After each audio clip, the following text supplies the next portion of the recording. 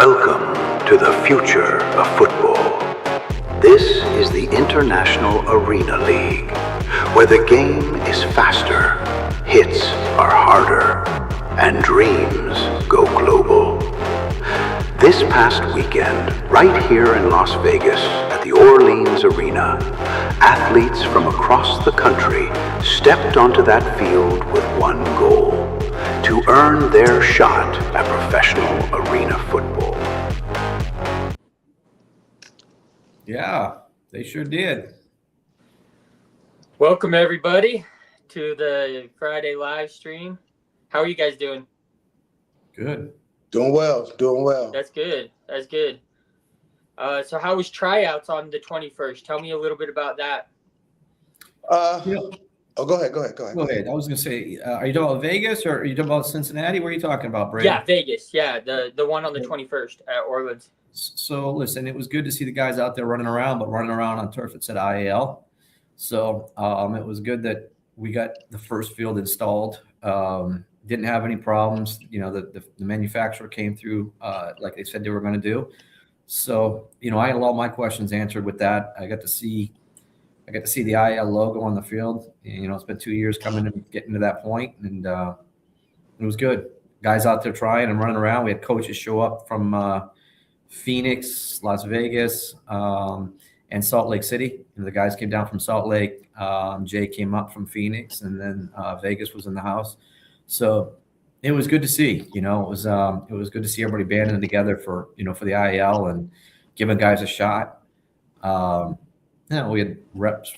You know, people got to see it at the arena. The arena staff got to see what we've been talking about, and it was good to see. It was good to see that out there going on. And Sean, you guys had tryouts out in Cincinnati, right? Yes, ours was on I believe the 28th of February. So yeah. Okay, so about a month ago. Yeah, ours was good. We had, about 10, 15 guys there, some pretty good talent, and we got to see some guys run around and things like that. So it was just good to see the competitive juices flowing. And from that, we signed a couple guys, and we're still trying to get some local guys here to keep this thing right. And yeah, other than that, everything's going well here. Can't complain. What stood out to you the most when tryouts happened? The energy level of the guys was really, really high. I mean, that kind of stood out. We didn't have the numbers, we didn't have a big group of guys, but we did have the effort and the attitude of the guys was really good. So I was pretty proud about that. What specific traits were you looking for when you were evaluating talent? Well, anytime you're looking for anybody, you want to see their athleticism, their speed, their quick twitch, their explosiveness, those things that jump off the radar at the beginning of a tryout. You can see those things. It only takes about 10 seconds to see that in someone. And so those are the things you look for. And then from there, you obviously look for the size and see what they, what their size and some of their attributes might be. But again, you're looking for that explosiveness, that pop, that quick twitch to see if they're, that unique type of player. Were there any players that surprised you or, maybe you didn't expect them to be so good? To be honest with you, we did have one kid, Matt Boyda, that I kind of invited him to the situation. He's a local guy. I wanted to see what he looked like. He had sent me his film and things like that. And after talking to him during the process before the workout, and then him coming and doing what he needed to do, it clearly showed that he went and put some time in before this tryout, and he came out and he looked a little different than the other guys. Yeah. How intense were tryouts? They were getting after it pretty good, but you can't go full out. You're halfway kind of teaching guys some of the stuff that they need to know. They're going to go hard, but you don't need anybody tackling or grabbing anybody and doing it. So it's a professional situation. So that energy needs to be spent understanding what you're needing to do and how to put yourself in the best position to get through this tryout. Yeah. So how involved were you personally in selecting who would be on the team?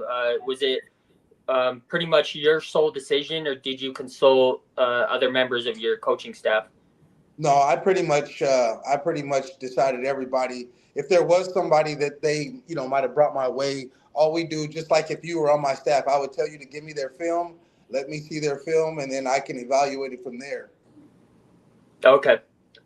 And so how do you and members of your coaching staff collaborate in order to like evaluate talent? Do you guys sit down together and discuss individual players?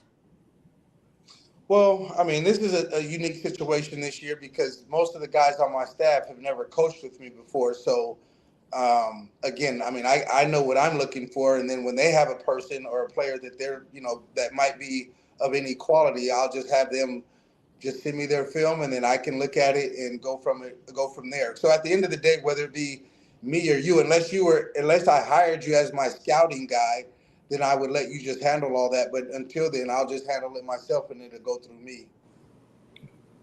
So have you guys pretty much got the roster finalized for your opening day? Yeah, pretty much. Yeah, I'm as we speak. I was late getting on this call because I'm trying to get a local quarterback, and that's pretty much all we'll need before we go into camp. Oh, okay. So you've got quarterbacks and stuff, but you just need one more, or what's going on with that? Well, I got one quarterback. We have Charles, and we're not going to bring a whole lot of guys in knowing that Charles is going to be the guy. Right. So we'll bring in a guy that can come in and hopefully he can learn what we're doing, because if something happens, we need him to be up to par. And then so the way that will work is if this guy doesn't come and do his job, then we'll need to find another local guy or somebody that can come in and replace him. But so we're going to give this guy a chance and see what he does, and hopefully he works out.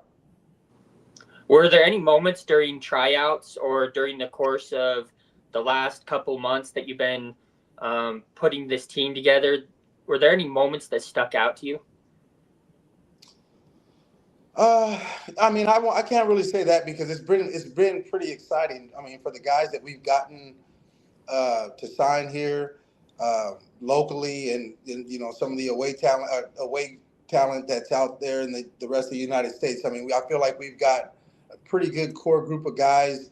I mean, a couple of the local guys. One is Amir Reep, who played at Ohio State, and he's a pretty solid player.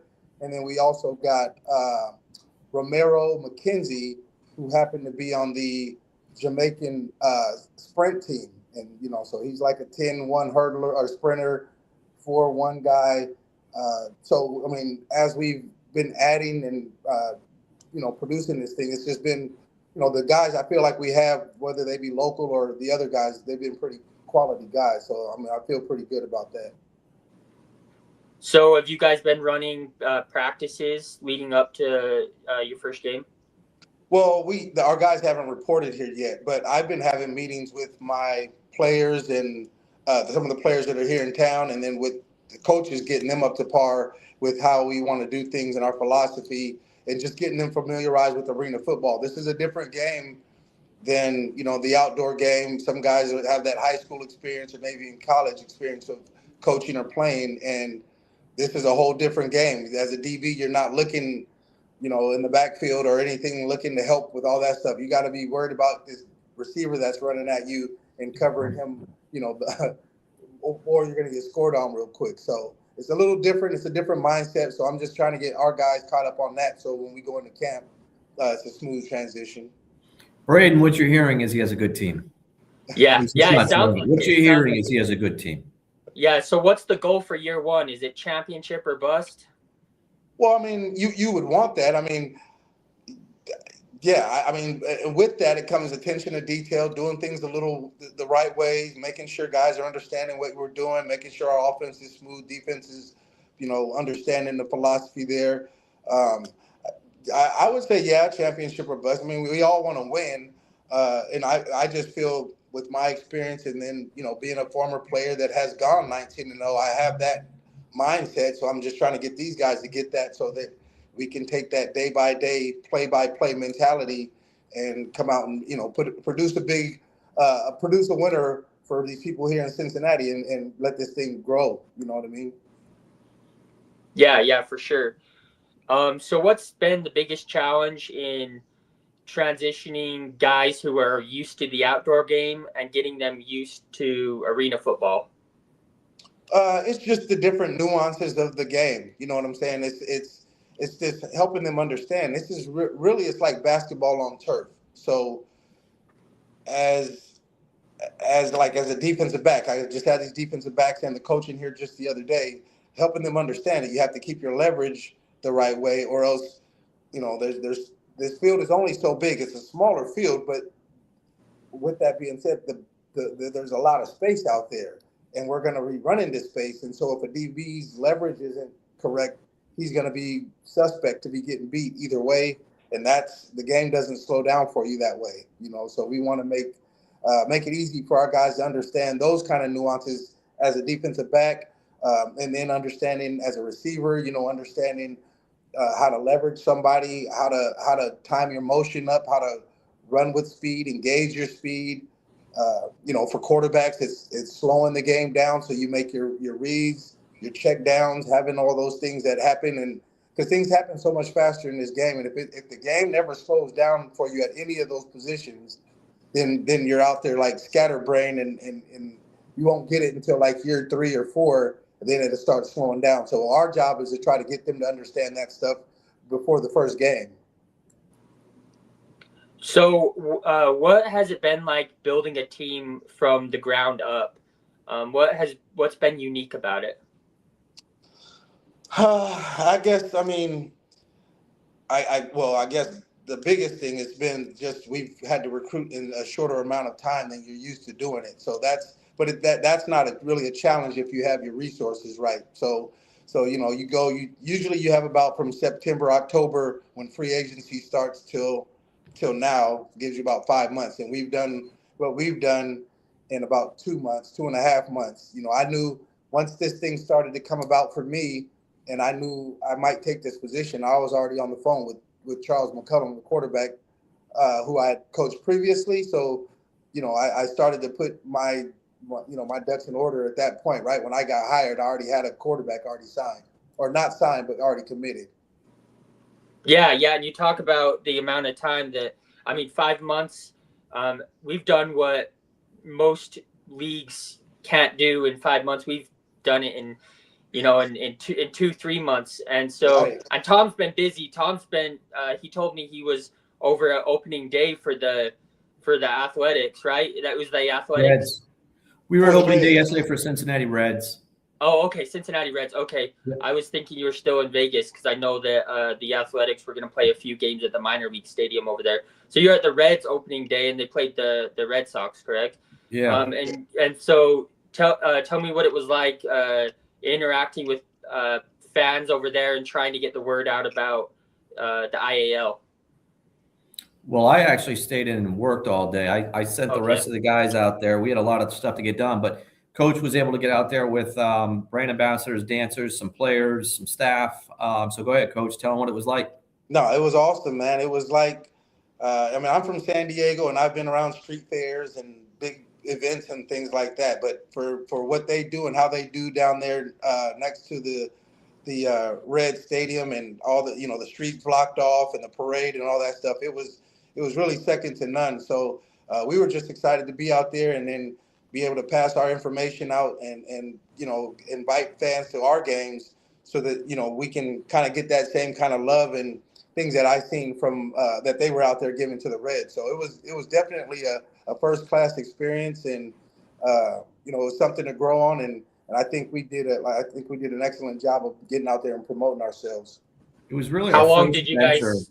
It was really our first venture out in the community, right? And so we're looking forward now because the players now report on Tuesday. What a great opportunity to get the coach and some players out there, get the dance team members out there, just start getting them acclimated into the community in Cincinnati.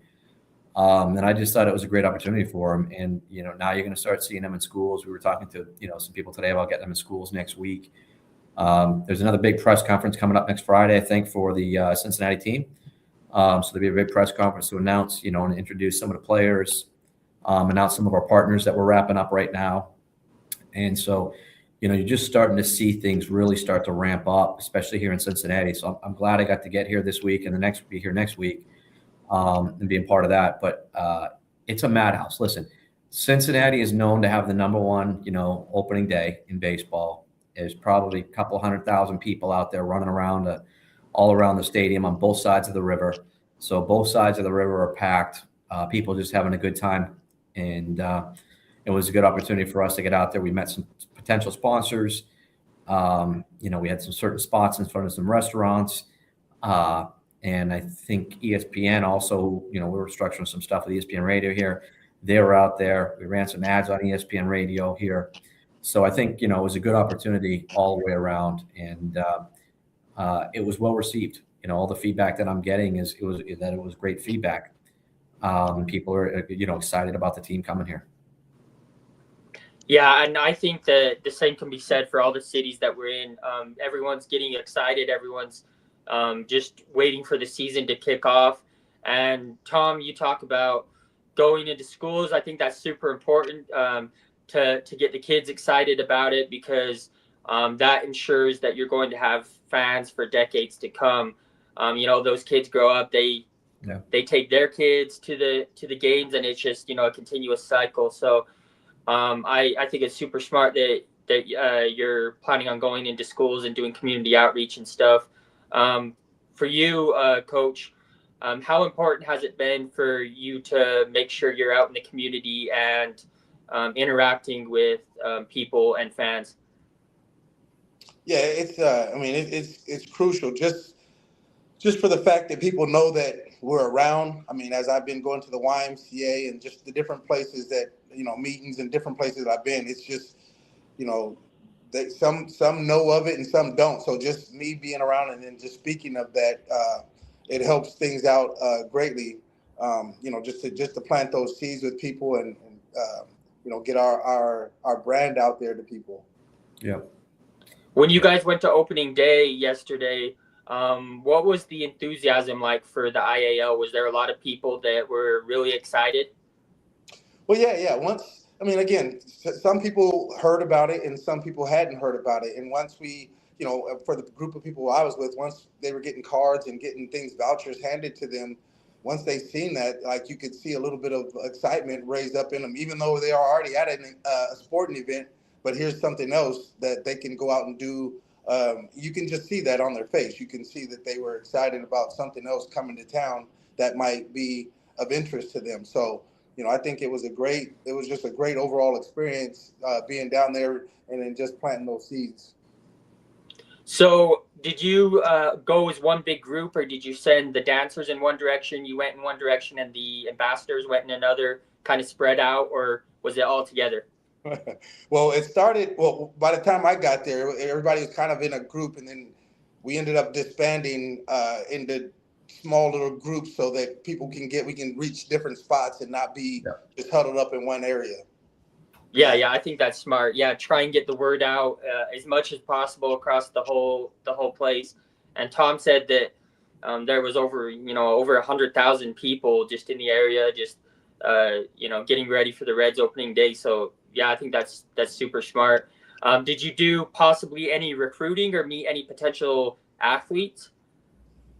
I did. I seen a couple guys down there that were pretty big. I did see them, but in a couple, I asked one dude if he played, and he was like, "Yeah, man, that was years ago. He was a little older, so it was past his prime." I did see a couple of UC players, and obviously they're still in their season, but those were the guys that looked like they were still ready to do something. Yeah.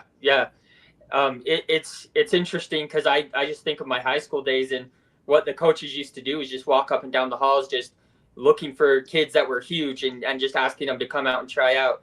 And, I think that the opening day for the Reds baseball would be, a good opportunity just to kind of see who's out there. Maybe there's some players that have some experience and stuff. So it's an interesting question to ask for sure. So while all this was going on, Tom, what were you busy with? Well, we have a game, right? There's an inter-squad scrimmage tomorrow out in Germany. where Dusseldorf is traveling down to Stuttgart. We were doing some last minute preparations for that, scrambling around, getting some things done. And we were talking back and forth with suppliers out in Europe and, traveling companies and transportation companies and just making sure it's all getting taken care of. Because we had, we had people in the air yesterday from the U.S. over there. We had people in the air, we had referees going over. We had representatives going over. Logistics, just a lot of logistics. I mean, listen, if somebody says, would you like to go out to party with 100,000 people, I'm going to get there usually. But, right. When there's stuff that has to be done and we got a big event, and it's such a big event because it's really the first event. This is the first official event really for the IAL. If you think about it, Dusseldorf is on a bus. They're traveling down from Dusseldorf down to Stuttgart. Going to do an inter-squad scrimmage with some tutorials. And it's really a training session for refs over there, for the players over there. So it's an important day. And we got to just get that right and start the whole process, and it's big for Europe to get to see this. As they've been hearing about it, and here's the first official thing. So just wanted to make sure that we, everybody was on the same page and that we got a lot of things lined up that way. Yeah, and it's also really good for both of those German teams to iron out, any kinks or anything that might need to be straightened out before the season starts. So why was it important to you, Tom, to have a scrimmage before the official start of the season? Well, for a lot of logistics. Listen, we're bringing something to Europe. I mean, they're not used to, and so logistics go a long way. We're actually going to have another one up in Nottingham in a couple of weeks, which is going to be inside the arena. So just logistics. Listen, the guys wanted to get on a bus. They're getting restless. They want to, they want to see that this is real. Get on the bus, feel that bus trip, listen to the coach talk to them. Could put some pads on and get out and run around a little bit. But to be honest with you, this is, referees over there are not used to refereeing this type of sport and all the different nuances. So it's important to get referees out there working together and going through tutorials and training. It's important for coaches to kind of get the feel of it. These both coaches over there are relatively, this might be the first year coaching arena football. While some of them played arena football, this might be their first year coaching arena football. So you're talking about really bringing something new to the area. And so to me, it just made sense to get as much of that out there as possible. It worked out that Stuttgart was available, and then it worked out that Nottingham's going to be available.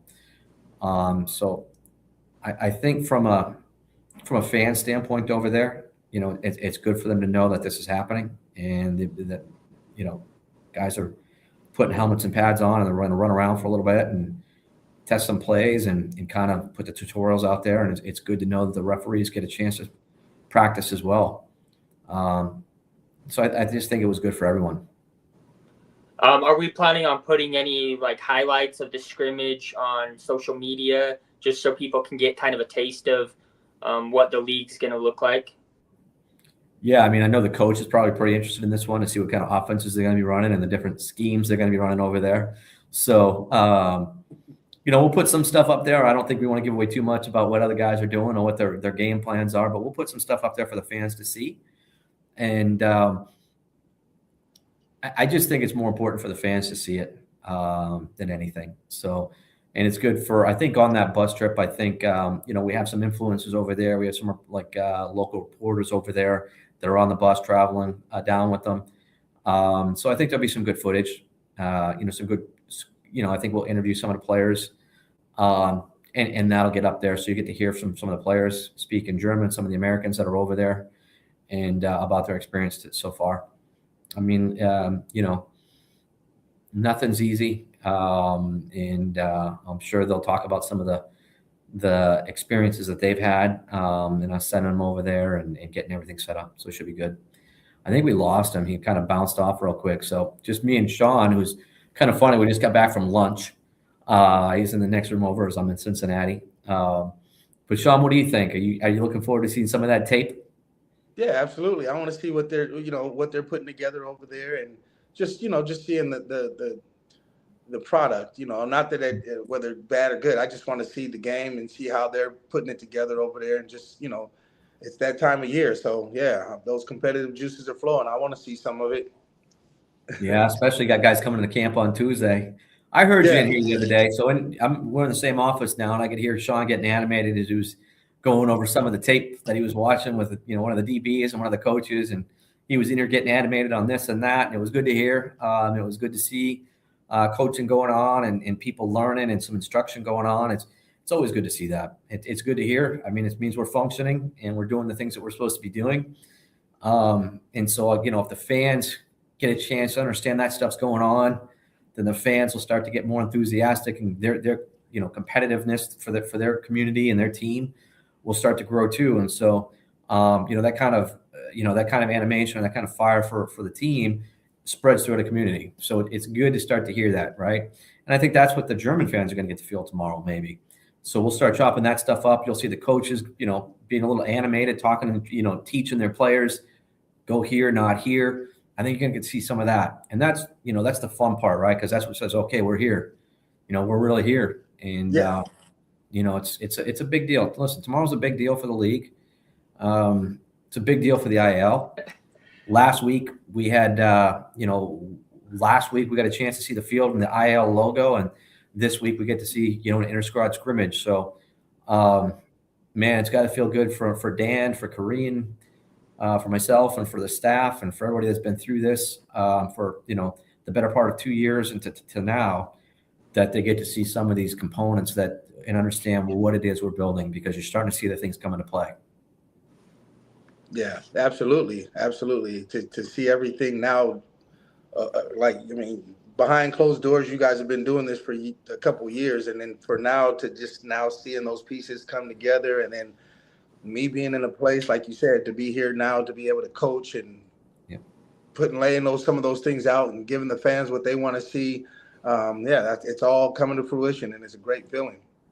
Yeah, it's good. And so the funny thing is, Brayden brought this up a little while ago, and I know that you said, they don't. Brayden, the truth is, yes, they do get competitive out there at the tryouts, 100%. Both the offense and the defensive players want to prove themselves. And so this is their opportunity, and they don't want to look bad going head to head. And so when we go at the end of the trials, they run these things called one-on-ones. I look forward to that, because you get offense, receivers, trying to make some plays. You got defensive backs trying to make plays. You got the guys that you got 4 defensive backs maybe trying out for one spot, but they're all still rooting for each other, cheering for each other when they make a great play. You got 3 or 4 receivers trying to get that one spot. You get them rooting for each other when they make a great route or a great catch. It's good to see. You got 3 or 4 quarterbacks out there. If they throw a great pass, they're rooting for each other. It's just good to see, man. And so that's, you start to see, okay, this is where it's at. This is where we're at. And you can really see what is starting to form. And so you start to see all this vision and everything come together. So yeah, it's a big day tomorrow. So where do you see this league in 3 to 5 years, Tom? A lot more continents, a lot more countries, and a lot more teams. Lots of expansion. So I know for a little while we had, some Canadian teams. Are we still planning on possibly expanding into Canada? Listen, Canada is an interesting market to us. What I can tell you about Canada is I think they'll be calling us. I think there's definitely some markets up there that would like to have a team in the IL. So I would definitely say yes to that. I think we've already had a lot of conversations. We were close to having a Canadian division this year. I think logistically we've got some things ironed out. But listen, we've got a member of the IL staff that's hardcore North guy. He's someone that I've known for many years, and he's up there. He'd love nothing more than to see a 4 or 5 team division in Canada next year. It's about them coming to the table and making sure that it makes sense for us to bring teams to their markets. Because I think logistically, Dan's done an incredible job of building a legal team to iron some stuff out. So I think things are in place to be able to do that. It's a matter of getting the business side ironed out. So what type of game day experience do you want fans to have in the IAL? Yeah, so I see it a lot differently, and I tell people that we're looking for 3 things, and this is, people say, what's success? If I walk into the building and I see a couple things. If I see people that don't have their phones out and they're paying attention to the action because it's going back and forth and a lot of things are happening, and they're paying more attention to that than they are the phone, I think we're doing a great job. I think there's a hidden component here that people haven't seen we were able to capture with one of our teams in the past, and that's if you can get teenagers to want to come spend time with their families and they have such a good time at the game, spending time with their families, I think that's a big component. I think the teenage demographic is a big component because especially you're doing something right. If you get the teenagers and they would rather be hanging out with their parents or with their friends at an arena football game than doing other things, I think you're doing something really good. And in the end, like I said, if you got fans that still are waiting for the next week, even if they lost a game by 1 or 2 points and they're not yelling about firing the coach, but they're saying, when's the next game? I had such a good time. I think it's a matter of, you're judging it by what your fans tell you, how much time they had and what that entertainment value is. I mean, Brayden, you knew this, right? You were a season ticket holder as a young kid with your parents, right? Taking Utah Blaze games. And so it was more about when you're a kid, it's more about anybody that you see down on the field, you kind of look up to, right? Whether it's whatever sport it is. And so it's giving them access to the players, making them feel like they're part of the game, that they're not there to watch a game. But again, the fans will tell you everything. Do you have their attention? Have you captured their attention, or are they on their phones? I mean, if they're on their phones all game, you got to do something a little different. On the field, between the boards, teams are going to be good here. And Europe's getting there. There's going to be competitive balance in Europe. There's going to be competitive balance across the U.S. because we got good coaches across the globe. Where my main focus is and what tells me if we're doing our job right is what happens outside the boards. And so outside those boards is where I focus and what I'm really passionate about because it changed me. So I was always the guy that said no to arena football. I was a hardcore NFL guy, college football guy. Just so happened that my friend worked for the company that owned the Rattlers, said, "You want some free tickets?" many years ago. And I went, had a great time at that game. Had a great time at the game. I couldn't believe what I saw. I was like, this is insanity. We bounced all around the arena, slapping high fives with everybody. We were spilling some beers and having a good time. And, that's what we need to do. Because I still think that the majority of our fans are going to be fresh fans, the people that probably have never been to a game before. We need to get out in these communities. We need to talk to these kids and bring the families out there and then really be part of the community. And I think we'll get a lot of people that have never been to a game before and they'll be great fans. What's your plan for community outreach? It's fairly simple. I mean, it's not hard to talk to your local schools, your high schools, and get them out, get the players out there reading in classes, get the players out there talking to the kids, whether it's at gym class, whether it's reading to them in the classrooms, just saying hi, get them into the hospitals, speaking to the patients in the hospitals. I think there's a big one that goes really misunderstood. And we just had a meeting this morning about this with one of our sponsors is, a lot of the people that you build business relationships with, they have their own 503c, they have their own nonprofits, right? So what you do is you just partner with them and say, hey, listen, how can we help? How can we be part of what we're doing? And they're all, they all say they welcome that, and so you just got to make the effort to go be part of the community and work with them. And when you do that, they welcome you. And the one thing that I always go back to is I never realized this until I owned my first team, was that when you send these players out there and they get to interact with the kids and they get to interact at schools or the Boys and Girls Clubs or the hospitals, it affects the players as much as it affects the kids. So the players start to see a self-worth and more and understand that they make a bigger impact than they realize. And they enjoyed it just as much as the kids did, going out and talking to them. And so I think that there's a balance there. And I think that goes overlooked is how much the players enjoy doing that. And so, you just got to make the effort and be a part of a community. And so I think that's, what we're telling the players when they come into camp on Tuesday of next week. And, we have staff that wants to get our coaches into schools and team up with different charities, but just be part of the community and they'll open their arms. What keeps you motivated as you overcome like the challenges and the hurdles of building a brand new sports league? Well, unlike the 400-meter hurdle race, I mean, we probably have a hurdle every one step. So yeah. We don't get 3 steps in between each hurdle. So, there's a lot. Listen, you have everything from the business side to the entertainment side to the football ops side. There's a lot. It happens on a daily basis. I'd like to say that you show up to the office every day and listen, people come to the office, they have bad days at home, and everybody has bad days. And my job is to try to find the people that I feel like are going to help us get to the vision that I have and that everybody else wants to have, and to find those people and to try to keep rallying those people.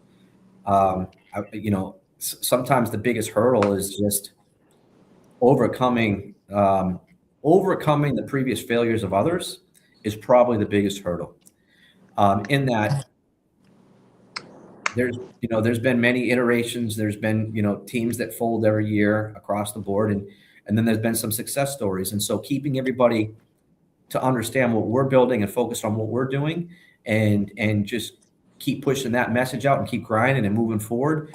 That's probably always your biggest hurdle, is just keeping everybody rallying to the ball, as the coaches would say.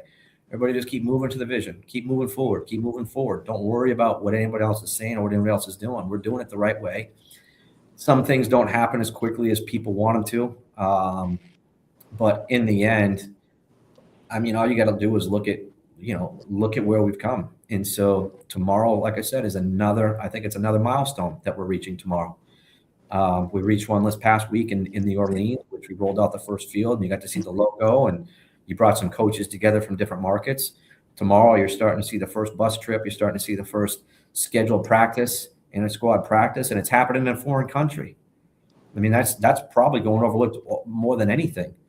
Is we said we were going to be international from the get-go. People told us you can't do it, and we did, and we're doing it, and we keep adding more and more experience almost on a daily basis. We're adding more people from the old AFL. Executives, we're adding more executives that want to come and join what we're doing. We're fielding calls from executives that could or might not be in other leagues right now that want to come be part of what we're doing. They see it, the excitement. What we're doing, if you love arena football, you love what we're doing. And, it's just, again, I go back to my vision of I want to know who the best in the world is. So let's go out and let's teach this sport across the globe, and then let's build this into a global sport, and then let's find out who the best in the world is every year. I think that's awesome. I think it's awesome for fans. So when you were hiring GMs and coaches, what type of talent or experience did you look for when you were doing that? Boy, that's a great question. So I kind of wanted people that, I knew some names out there. I knew some names of the people that approached us. I knew some names out there that we probably wanted to maybe steer clear of, because I wanted people I thought were going to be positive. Number one, I wanted people I thought they could really coach and teach, because I also wanted people I thought were going to be resilient. So I think that there was some pieces to this puzzle. For GMs, it's a little different. I had to look at everyone individually and find out how they were going to help us, because my model really is a sales and marketing model more so than anything for GMs. And so if they didn't have that in their background, we had to look at, okay, how will they help us and how can that fit into this model? From a coach's standpoint, I just wanted guys that really wanted it. You need the guys that want it, because those are the guys that are going to understand, okay, they're not going to run the first time there's a speed bump, right? And they're not going to jump ship or change their attitude. They're going to stay focused and understand what we're building here. Listen, we're building 10 teams, and it's not easy to build 10 teams as a startup, but we're doing it across the globe.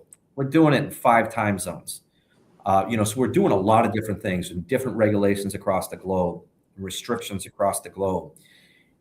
And it takes people on the inside. It takes people that have thick skin, because I'm a very passionate person and I like things done a certain way. And it takes people the ability. Sean's laughing. It takes people the ability to listen, to move forward and understand why I might be getting after them or why I might be having that conversation with them. And I think we've done a really good job of building that and continuing to add those pieces. I think Dan Lust has been a really big part of this, to handle a lot that answers a lot of the questions of why other leagues haven't been able to do it, because we've been able to identify solutions to problems that I think other leagues have either haven't taken the time or haven't been able to identify. I think from our coaches' standpoint, it took a lot to buy in for the coaches. This is a new league, upstart league. A lot of these guys are relocating to new markets, uncertainty on a daily basis as we continue to grow and grow and grow. And, we just have to keep our heads down and stay focused and understand where we're headed. So I think it's taken a lot from a lot of different points because, again, we make daily strides and we get better every day in building this thing. And my model is I'm not building this towards game one, right? Game one is still a building block. Game two is still a building block. Game five is a building block. So will we get better from, when we get into game one, the fan base at game one won't be the same as the fan base at game five and game six. We'll see it double and triple. And so, we'll continue to see that growth. And I'm not a guy that panics from a business standpoint. I don't go out and do deals just to do a deal. If I don't think it's a good deal, I won't do it. I stick to my model because I know and understand. I've seen a lot of failure out there, and I understand why they're failing. And so I won't jump in to do something just to say that we have that done. We'll do it the right way. And I think that's a big piece of this is, and I think some of these guys understand that. One of the things I'm actually excited about being in Cincinnati because I'm doing some things now that I really enjoy doing that I haven't had a chance to do yet. I get to jump in and go be part of, doing some deals and getting some things lined up and kind of back in the trenches where I used to be quite a bit.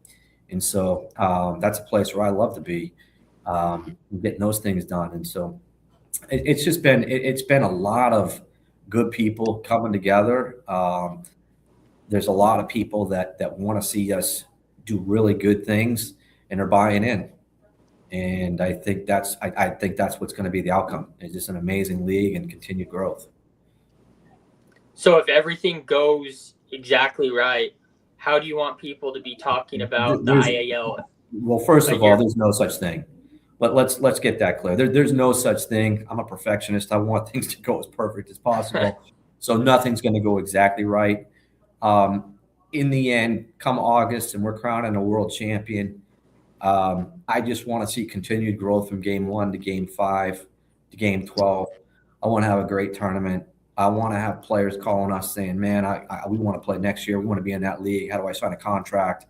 I want arenas calling us saying, hey, we got to have this in our arena. We want you guys in our market. And we want people to know that we did it right, and that we did this the right way and we put on a great show. And so I think that you'll see that. And, I think that's what Sean's. I mean, Sean's in this, and all the coaches are in this for that reason, right? Because they see a different vision and a different model of longevity and sustainability that I'm putting for everybody. And I'm very stubborn to stick to what I believe is going to get us there, and that does alienate some people sometimes. But in the end, I'm responsible for everybody, and so I have to continue to stick to what I think is the best way, not only for my business partners, but for the players, for the coaches, for the staff that have kids. And so everything that I do, I have to take in, account of 200, 300 people right now, and that could grow to 500 people. So that's our responsibility. So when you put all this together and you form this thing, like I said, I'll know, and I tell everybody, the first time you hear a chant, and you hear that chant from the home fans, that means you got them, because that means they're part of the game. When the fans are chanting and they're jumping up and down, or they're high-fiving, or they're doing chants for defense, or MVP or whatever that is, that means they're part of the game. It means they care and they're passionate.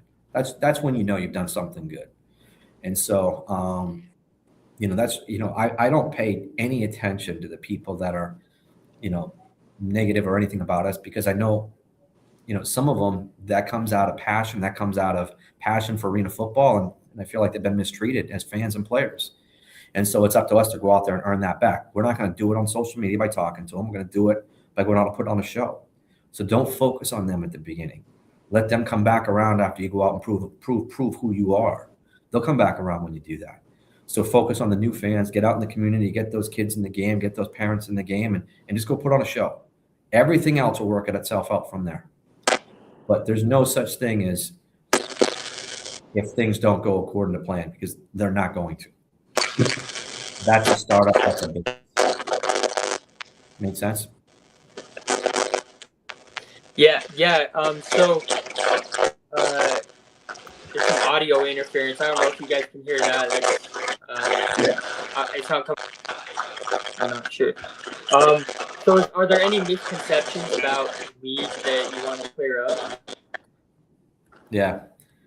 I think his phone was happening. His phone was probably ringing. So what was your question, Brayden? Is there any misconceptions about the league that you want to clear up? Well, I think tomorrow starts that process.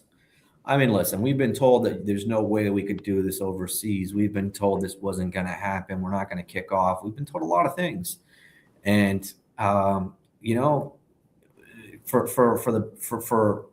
I can't sit here and thank our team enough, from Corinne to Dan to people that have been here forever to the people back home, because like I said, I get after people based on what I know, what we have to do to pull this off, right? Because it's not an easy lift. Not everybody can do it. That's why they say that. If it was easy to do, everybody would have done it, because arena football is a lot of fun in the end. And so we're doing things that other people have failed at repeatedly, and said can't be done.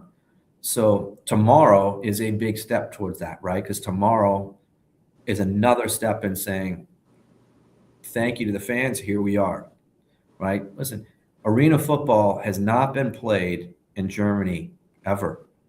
We're having an inter-squad scrimmage tomorrow. It's not arena. It's 2 arena football teams are going to have an inter-squad scrimmage tomorrow, right? In 2 weeks, we're going to have an arena football game, a scrimmage inside Motor Point Arena. When you start to look at that, that is a very big accomplishment, because everybody has said for the last 2 years it can't happen. So it takes a lot to pull that off. It takes a lot of work, a lot of hours, and a lot of people banding together, whether they're angry or happy, but banding together for one common goal, and that's to build the IAL. And I think so as we keep going through these milestones, I mean, Tuesday is going to be a big milestone. Tuesday of next week, camp opens, right? Camp opens for all the teams. And that's another big milestone. Then, a week later, we're having a game in Nottingham, another big milestone. Then we have kickoff coming up in just over 3 weeks, another big milestone. So when you start to look at these things that keep piling up, it's just hard work. It's hard work paying off. Guys that play football understand that. Guys that coach understand that, because they've been told their whole life, you're not good enough, you can't make it, and you got to keep doing this. So a lot of the people inside understand resiliency, understand haters and people that try to hold you back, because they've been doing it been going up against that their whole lives. And that's the same thing in business. It's typically the people that have failed that are chirped the loudest. It's typically the people that haven't been able to do it that chirp the loudest. It's typically the people that feel intimidated by your success that chirp the loudest. And it's definitely the competitors that are worried about you coming out and building something incredible that chirp the loudest. So at the end of the day, I tell everybody, when you're reading these comments, just know you're doing the right thing. Because that's you're making a difference. You're doing the right thing. And it's the people that are in the building having a good time, catching football, saying hello. Those are the ones that we worry about. Those are the ones we want to make sure are having a great time. And the rest will come. Yeah, I totally agree. I couldn't have said it better myself. So that's about all the questions I had. I don't know if there's anything else you wanted to add, Coach. No, I'm just happy and privileged to be a part of this game and this league, and ready to show this town, the town and city of Cincinnati, what we have is special, and that we're worth coming out to watch. I think I'm at an unfair advantage in that I've seen a lot of the draft boards that you guys have. And so I know the teams that you guys have put together, and we got good teams. We got good teams. We got great coaches, and I'm looking forward to you guys playing each other and all the nuances. So, from Las Vegas to Cincinnati to Pennsylvania to Utah down to Phoenix, and then overseas the same. I'm very much looking forward to what's going to happen this year. Brayden, I was just telling him I've been able to see a lot of the teams and the boards and the players, and I know the teams these guys have put together and the effort that the coaches are going through right now to put together solid squads. And so I think each one of the markets is going to be very lucky to have these coaches representing their communities and putting the teams together that they put together, because they're doing a lot of work. They're making a lot of sacrifices. They're doing a lot of work to do this. And And so I think it's also unfair for some of the things to be said out there just because of the amount of work that these guys are putting in. But like I said, 3 weeks and counting, we're good to go. 3 weeks. I can't wait. And I know a lot of people feel the same way. So yeah, that's about all I got. Is there anything else you want to say, Tom? No. I appreciate your time, Tom, and Coach Sean King. I appreciate both of you coming on. And yeah, IALfootball.com. Get your tickets now. I can't hear you guys. We're saying goodbye. We're good. Yeah. All right. Thank you, guys. Bye.